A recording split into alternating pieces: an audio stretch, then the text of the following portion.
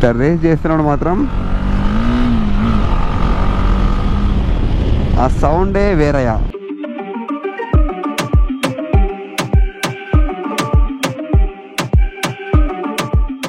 నేను నా ఈ డామినార్ లియోకి బ్యారల్ ఎగ్జాస్ట్ని ఇన్స్టాల్ చేసి 8+ మంత్స్ అయిపోయింది. నా proper genuine and honest review ఇప్పుడు నేను మీకు చెప్పబోతున్నా. ఇది రైడ్ చేసి చెప్తాను. దాంతోపాటు అసలు ఈ బ్యారల్ ఎగ్జాస్ట్ సిస్టమ్ని ఎందుకు మార్చాలి, మారుస్తే అడ్వాంటేజ్ ఏంది, డిస్అడ్వాంటేజ్ ఏంది అన్నీ మనం ఇప్పుడు వెళ్తూ మాట్లాడదాం.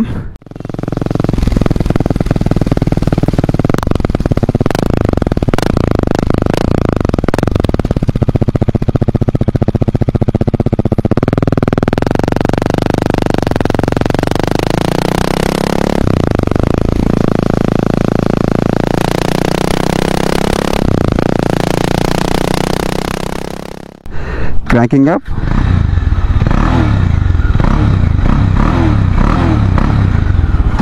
సో అదనమాట ఒక ప్రాపర్ ఫీల్ ఉంటుంది అనమాట.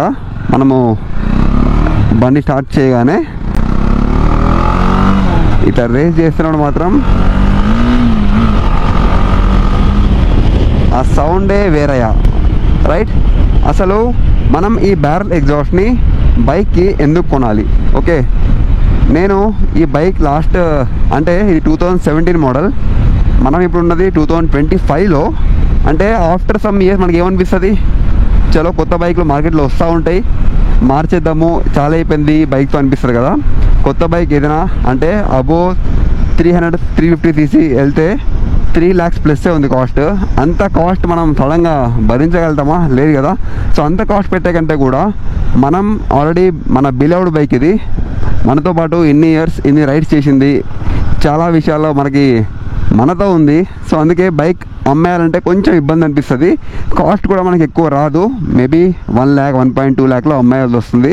కొత్త బైక్ కొనాలంటే మోర్ దెన్ 3 lakhs ఉంది కాస్ట్. సో అంతా పెట్టి కొనే కంటే కూడా మన ఉన్న ఈ బైక్నే చిన్న మోడ్స్ చేసుకుంటే మనకి కొత్త ఫీల్ ఉంటుంది కదా, రైట్. చూడండి, so that is the reason నేను కొత్త బైక్ వెళ్ళకుండా ఆల్రెడీ నేను లదాఖ్ చేసా. దీని మీద చాలా మంచి సపోర్ట్ చేసింది నాకు ఈ బైక్, అందుకే అమ్మాలనిపించలేదు. యాక్చువల్గా లదాఖ్ అయిపోగానే అమ్మేద్దాం అనుకున్నా, స్టిల్ నాకు వద్దనిపించింది. అందుకే 16,000 పెట్టి నేను ఈ బ్యారల్ ఎగ్జాస్ట్ని కొనిన తర్వాత రియల్లీ ఐ లవ్డ్ ఇట్. అంటే ఇప్పుడు నాకు చాలా మంచి అనిపిస్తుంది ఈ బైక్ తీసినప్పుడు. ప్రాపర్ ఎగ్జాస్ట్ సౌండ్ చాలా మంచి అనిపిస్తుంది అనమాట. చాలామందికి ఎగ్జాస్ట్ నోట్ అనేది ఇష్టం ఉంటుంది, నాకు కూడా ఎగ్జాస్ట్ నోట్ ఇష్టం.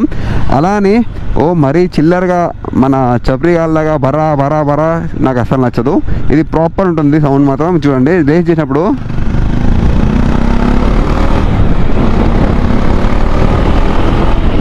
ఒక ప్రాపర్ ఫీల్ ఉంటుంది అనమాట. So that is the reason నేను ఈ బ్యారల్ ఎగ్జాస్ట్కి అప్గ్రేడ్ అయ్యాను.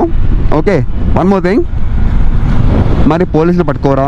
ఎగ్జాస్ట్ సిస్టమ్ని మారిస్తే పోలీసులు మామూలు పడతారు, పైసా ఇస్తారు, లేకపోతే బండిని సీజ్ చేస్తారు అనిపిస్తుంది కదా. యాక్చువల్గా వాళ్ళు ఎప్పుడు పట్టుకుంటారంటే బండి స్టార్ట్ చేస్తారు, మీకు తెలిసిందే, స్టార్ట్ చేసి రేస్ చేస్తారు. సౌండ్ మరీ ఎక్కువ ఉంటే వాళ్ళు డెఫినెట్లీ ఆపేస్తారు, పక్కన పెట్టేస్తారు బండి. ఇది మాత్రం ఎక్కువ సౌండ్ లేదు, చాలా నీట్గా ఎగ్జాస్ట్ ఉంటుంది కాబట్టి అదైతే మనకి లేదు. అంటే ఆపినా కానీ మనం చెప్పే విధానంలో ఉంటుంది. ఇది ఒకవేళ మోడిఫై అయినా కానీ మీకు డిస్టర్బ్ చేసే నాయిస్ లెవెల్ అయితే కాదనమాట. సో అది మనం చెప్పుకొని బయటపడవచ్చు.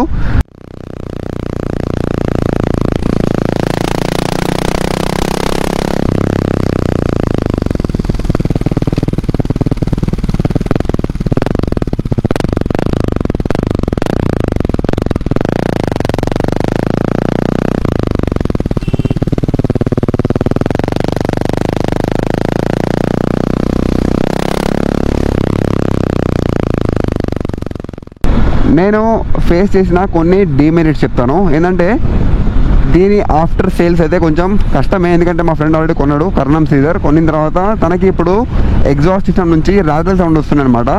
ఆ రాడిల్ సౌండ్ ఎలా కరెక్ట్ చేయాలని చెప్పి వాళ్ళకి మెసేజ్ చేస్తే వాళ్ళు దీన్ని కొరియర్ చేయమని చెప్పారు. ఇంత వెయిట్ ఉన్న ఎగ్జాస్ట్ సిస్టమ్ కొరియర్ చేస్తే మనకి ఈజీగా 1000 రూపాయలు పడుతుంది, 1000 నుంచి 2000 రూపాయలు మనకు కాస్ట్ అవుతుంది. దానికైతే వాళ్ళు భరించారనమాట. ఆ తర్వాత రిపేర్ కాస్ట్ కూడా మనమే చూసుకోవాలంట, 3,000 to 5,000 దాకా అవ్వచ్చు అన్నారు రిపేర్ కాస్ట్ కూడా. అది నాకు చాలా భయం అనిపించింది. అంటే దీన్ని జాగ్రత్తగా వాడుకోవాలి. అంటే బండితో వచ్చే ఎగ్జాస్ట్ సిస్టమ్కి అయితే ఏం ప్రాబ్లం రాదు, అంటే రిపేర్ ఏం రావు, కానీ ఇందులో రిపేర్ వచ్చే ఛాన్స్ కూడా ఉంది అని నాకు మా ఫ్రెండ్ ఎక్స్పీరియన్స్ వాళ్ళు తెలిసింది. సో అది కొంచెం మనకి అటు ఇటు ఉంటుంది. దాంతోపాటు ఇది అలవాటు అయ్యే వరకు కూడా మనకి ఏమనిపిస్తుంది అంటే ఎగ్జాస్ట్ నోట్ సౌండ్ అనేది మనకి రైట్ నుండి వస్తుంటుంది కదా, ఆ రైట్ అనేది మీకు కొంచెం లాంగ్ రైడ్ చేస్తున్నప్పుడు ఓన్లీ రైట్ ఇయర్ కొంచెం మీకు స్ట్రెయిన్ అవుతుందేమో అని ఫీలింగ్ వస్తుంది అనమాట. ఓన్లీ రైట్ సైడ్ నుంచి మీకు ఒక సౌండ్ వస్తూ ఉంటుంది ఎగ్జాస్ట్ సౌండ్, లెఫ్ట్ నుంచి మీకు నార్మల్గా ఉంటుంది. అదే మనము మన ఇంటర్కామ్ పెట్టుకొని పాటలు వింటూ ఉంటాం కాదు, నార్మల్ రైడ్ చేస్తున్నప్పుడు మాత్రం మీకు రైట్ సైడ్ నుంచి కొంచెం సౌండ్ కొంచెం రైట్ ఇయర్ అనేది కొద్దిగా ఇబ్బంది అనిపిస్తుంది అంతే. సో అవన్నమాట నేను నోట్ చేసిన 2 demerits. Remaining all okay. I'm absolutely excited and thrilled with this barrel exhaust system. చూడండి, ఇది రోగ్ 2.0.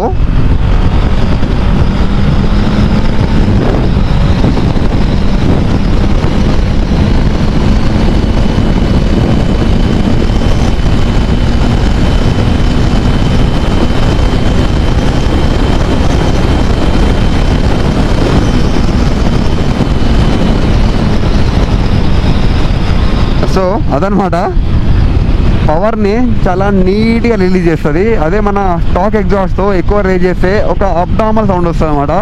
ఇది ఆ సౌండ్ని కిల్ చేస్తుంది. దీనిలో ఉన్న డీబీ కిల్లర్ని తీస్తే మాత్రం ఇంకా దద్దరిల్లుతుంది రోడ్లు. అది వద్దు మనకి, అంటే ఇతరులు ఇబ్బంది పడే విధంగా ఎగ్జాస్ట్ నోట్ వద్దు. ఇది మాత్రం చాలా ప్రాపర్గా ఉంటుంది. కొద్దిగా సౌండ్ అనిపిస్తుంది సడన్గా రేజ్ చేసినప్పుడు మాత్రం, కానీ బైకర్కి అయితే ఆ ఫీల్ మంచిగా అనిపిస్తుంది. సో అది నేను అబ్జర్వ్ చేసిన కొన్ని గుడ్ బ్యాడ్ పాయింట్స్ అనమాట. సో ఇది 8 months తర్వాత లుక్. కలర్ ఏమీ షేడ్ కాలేదు, కానీ ఈ పైప్ ఏదైతే ఉందో ఇది కొంచెం పైన ఎక్స్టర్నల్ మెటల్ పడి ఈ విధంగా అయింది. ఇంకా కొంచెం బ్లాకిష్ కలర్లో మారింది. ఇక్కడ కొద్దిగా రస్ట్ అక్యుమిలేట్ అవుతుంది చూడండి. ఈ లోపల మెటల్ పార్ట్ కాబట్టి రస్ట్ ఆబ్వియస్లీ ఉంటుంది. అండ్ ఫిజికల్గా మాత్రం ఇది చాలా స్టడీ ఉంది, లుక్స్ గుడ్. కానీ ఇందులో మేము ఫేస్ చేసిన ఒక నెగిటివ్ ఉంది, అంటే నేను కాదు మా ఫ్రెండ్, అది మీకు చూపిస్తా చూడండి.